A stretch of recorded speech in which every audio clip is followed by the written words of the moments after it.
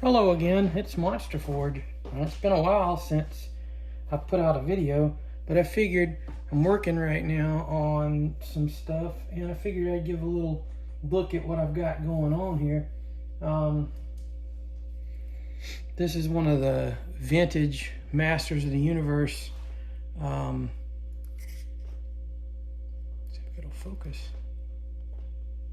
Yeah, one of the vintage Masters of the Universe figures I'm working on. The silvers stay in silver, the reds stay in red, but all the white parts are going to be a different color. And see, this is just the first coat of the white. I'll apply a couple more to get it solid, but he's got a little bit of a little computer thing on his back. And the idea behind this guy is he's a robot beast, a robeast, if you will. And he's whoever controls him can program him to go and attack certain people and stuff like that. You know, something kind of silly like having a keyboard or a laptop on his back. Seems like something that would fit with Masters of the Universe. But yeah, he's been a fun one to work on. You'll recognize the head is a head from a Mythic Legions figure, like one of the knights. In this case, it was one of the vampire knights. But yeah, I think it works really well with a Masters of the Universe figure. They're taller figures, but the heads, it fits perfectly to Masters of the Universe because they got big noggins anyway. But that's one. The swords that he has on his arms are actually metal. Picked up some little swords on AliExpress that were pretty cool looking, and I thought they'd look good on there. I've been using a lot of the little metal swords because you can pick up a pack of these little metal swords for like $2 on their Dollar Express thing on AliExpress. It's pretty cool, or dollar store. This guy is another one I'm working on. This is the tentative title right now is Laser Wolf, because he's a wolf and he has a laser gun. So Laser Wolf, but it might not stay that way. That's just what I have in mind. And I wanted to give him kind of the cosmonaut feel with the white and orange, but instead red. And he's got a little bit of black mixed in too. Now he's going to be a gray wolf, so unless I change my mind. I've been kind of thinking about making him a blue wolf, like I don't know, like a baby blue or a sky blue. His head actually turns too, so it's nice. I was able to keep a lot of the articulation. The problem with the vintage Masters of the Universe figures, using them to make customs, a lot of times the old bands aren't all that good, and a lot of times I'll just leave them with the static pose and the hips and then give them a base, because most people that collect these are not actually playing with them. It's more like something kind of cool to go in their collection, or at least that's my experience. As I got older, I kept wishing, man, I wish I could play with toys like I did when I was a kid and all, and I just don't have that ability anymore. Something happened whenever I hit adulthood. It's just like, yeah, I'll pose them and things like that, but I don't really play with them. But I try to make them sturdy enough to where you could play with them if you wanted to. I try to make sure that all the joints are clear so that you don't get any paint rub or anything like that. But this isn't one of the ones that has a spring in his waist anymore, because the spring was kind of shot. But yeah, he was a lot of fun. He's my favorite one so far. And this guy, he's kind of based on a praying mantis. And somebody pointed out, I posted a picture of these, and somebody said, well, you've been using the Final Faction figures a lot. And I have. The head is from Final Faction, the little jaws are. The wings are a backpack, and the backpack itself is also from a Final Faction figure. I don't know if there's anything else that is Final Faction on him. I don't think so, because the claws came from something else. The little scythes, you know, the blades on his arms are from something else entirely. It's actually from a bootleg Venom figure that I got on AliExpress. I just wanted the Venom. I didn't care about any of his attachments. So anything that I don't have in my collection, I keep it as parts to use on things.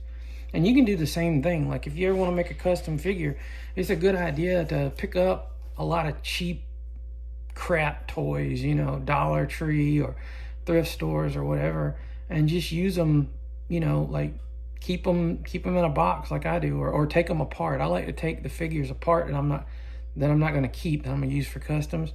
And I kind of organize, like I have a box for heads, I have a box for hands. I have one whole box, it's nothing but like monster parts. So it's like claws and wings, and you know, like the legs that are on his legs and on his back, they're from like a Halloween skeleton spider thing that you can pick up cheap as dirt anymore nowadays. I think I got like a pack of 6 of them or something like that from Ross. Yeah, that's what it was. It was a pack of 6 of the spider. I got 2 packs of them, so I have a ton of these bone spiders. And you know, just other things used from different things, and you can just kind of put them together as you see fit. This guy is one that's right now he's in a really rough painted stage, and he's kind of like an abomination. I wanted him to kind of look, and oddly enough, he's still got his springy waist, because this one was actually in really good shape. But I wanted to make a guy that's like a conglomeration of a bunch of different monsters and stuff. And he's got like some human aspects, like he's got a human face here. He's got a human part of a face here. He's got eyeballs in different places. He's got little arms and stuff like that. And I wanted his face to be really messed up. So instead of a mouth, I gave him hands from different things. So actually, this hand right here is from a face hugger, and this hand is from an alien. You know, like the HR. HR Giger designed alien stuff. But there's all kind of little parts I use from different things. He's got a tail. He's got like a little leg coming out the side of his leg. I just wanted him to be like a real mess and really creepy looking. And right now he's got this undercoat that is going to be like, it's supposed to be sort of rotted, just sickly looking flesh. And I'm going to do some washes on it to bring out some life in it. And I'm going to have some gory parts here where things didn't quite grow like they were supposed to. But he's in that kind of stage where he's in between the base coat and then what it'll be eventually. But I'll post updates of that later. And the most fun thing I've been working on are these little guys. And what they are, they're like a little team of, I don't know, like enforcers or whatever. And all they are, it's I had some pop vinyl Dune figures, and I just thought they have cool looking little bodies, and the way that they're like pop vinyl's got the sculpting on them got to be a lot better on the bodies anyway.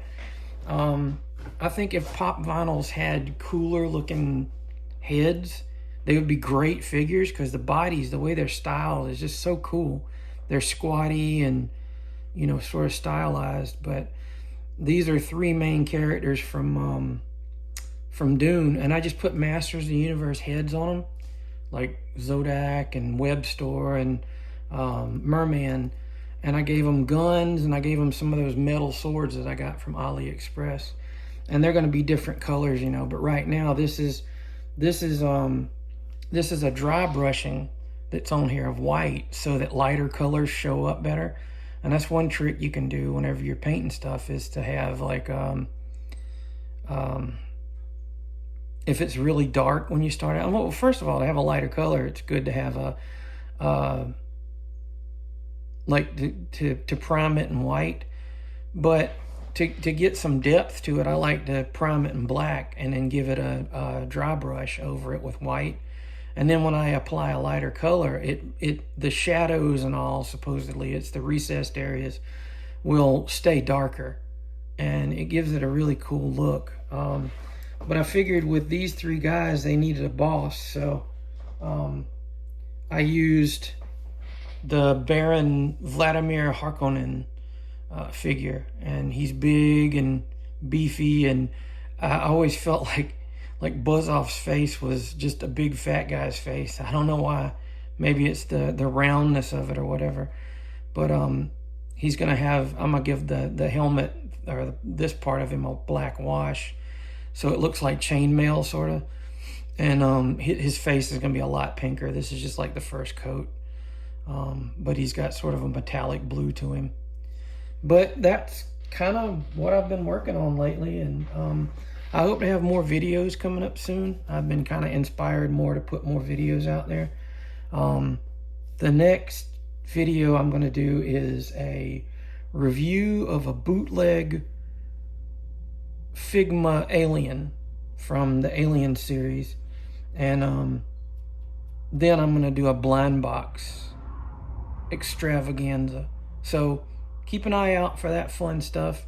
I hope you enjoyed getting to meet the Galactic Thug crew, or whatever they're going to be. This is all Stupid Force stuff. But yeah, just keep your eyes peeled, and I'll see you guys in the next one. Monsterforge out.